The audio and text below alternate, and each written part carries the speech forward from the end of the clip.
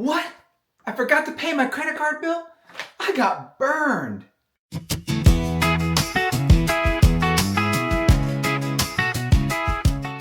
Hey, Owen here with Midwest Mentors. Today I'm going to share 3 tips for how to use your credit card so that you don't get burned. Stay tuned. We all know that credit cards are part of the modern life. I mean, they're convenient, they're easy to use, and sometimes we do get some perks from them. But the first tip today, so that you don't fall into the pitfalls of using credit cards, is don't use a credit card if it causes you to spend more than you really can afford.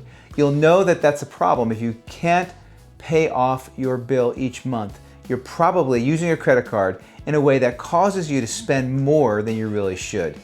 Remember, if you carry a balance on your credit card, you're being charged 19-20% interest, which is a bad loan.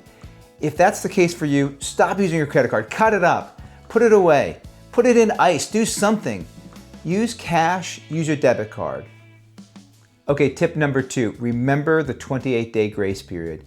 Most credit card companies will allow you about 28 days, about a month, to pay off your balance in full. And if you do so, they won't charge you interest. And so you get the benefit of using a credit card, you get the perks, maybe cash back or other perks, but you don't get charged any interest. And that's really great. The problem is if you forget to pay off your credit card one month, you'll get charged interest, and then you'll get charged interest for every purchase after that.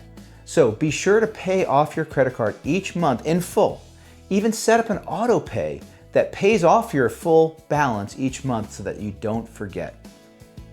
Okay, tip number 3, be strategic on which cards you get. Now here's what I do, and maybe this will be helpful for you. I get 3 cards. The first card is the one that I primarily use. It's a card that gives me cash back. It's 2% and it's unlimited in terms of the cash back that it provides. And also the card does not charge me an annual fee. So that would be the primary card I would encourage you to get. Find a card out there that you can qualify for where you can get a good cash back percentage back. I also have another card that I use when I book airline tickets.